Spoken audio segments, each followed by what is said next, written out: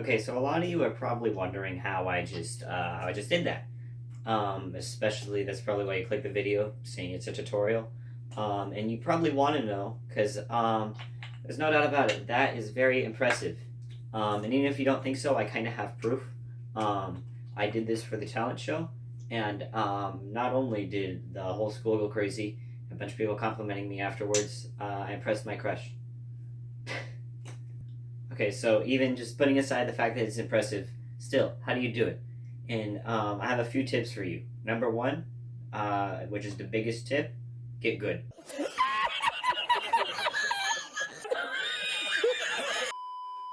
Okay, so as much of a joke as that was, that's kind of basically what you just have to do, but I'm not just going to leave you with that. I'm going to give you specific tips on both Kendama and Rubiks Cube on how to actually, how do you get good? How good do you have to be? What do you have to do?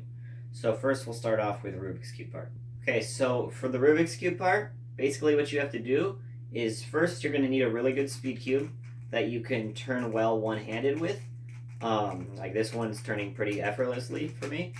Um, and you're going to have to know how to one-handed solve pretty well. For me, I average about 30 seconds. Technically, you could average like a minute, 2 minutes, whatever. But the less good you are with the 3x3, the better you're going to have to be at a kendama. So basically, getting better at the Rubik's Cube means you could put less effort into the kendama part. But so like you got to put big effort into both to make it the easiest.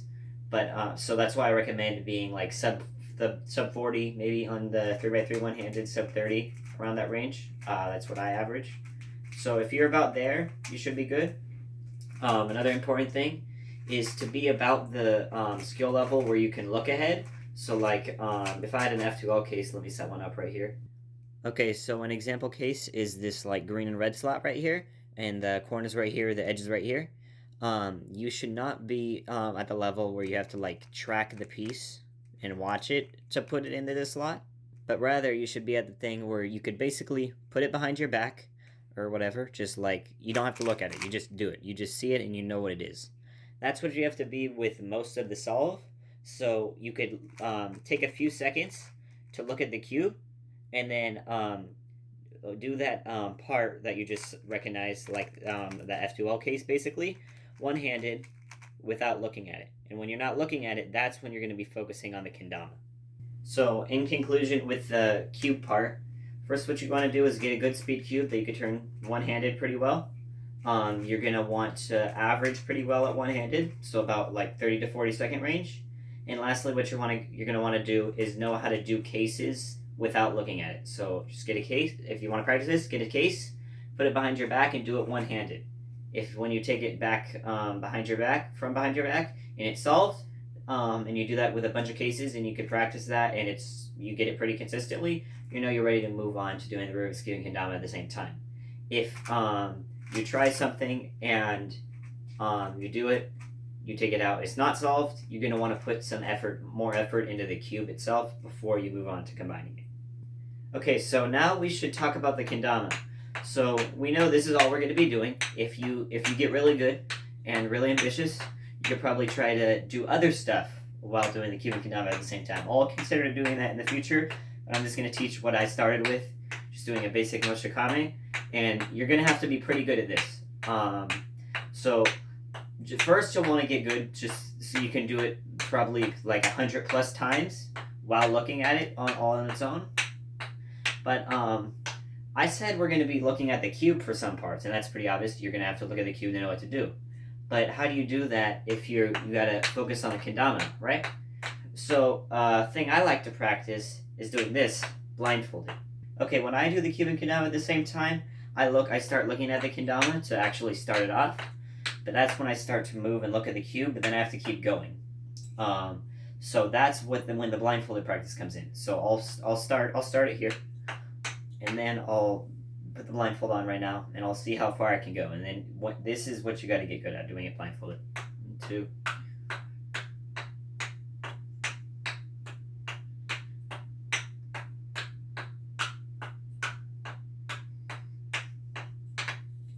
Okay, I got to about like around 30 there, almost 30. And about almost 30, that's pretty much all you need, because if you're doing the cube, like how earlier I said you have to know how to recognize cases, basically doing behind your back, whatever.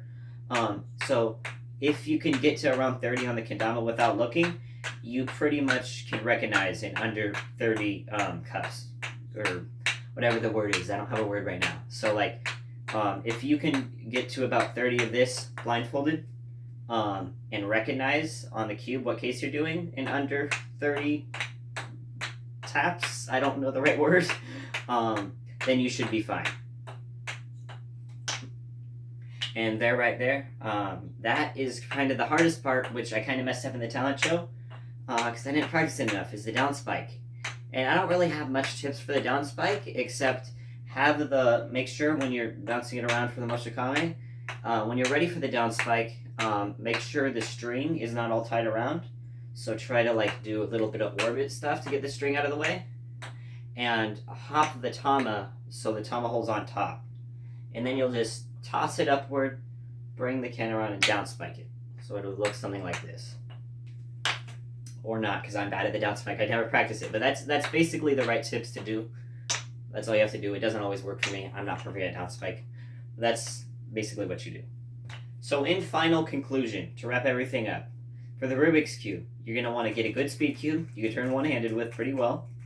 You're going to want to be decently good at one-handed, around averaging 30 to 40 seconds or under that, whatever. And you're going to want to know how to recognize cases fast and do them without looking at it.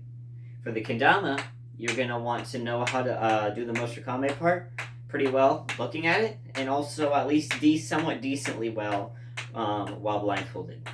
And yeah. And then when you're ready for the down spike, try to do some stuff.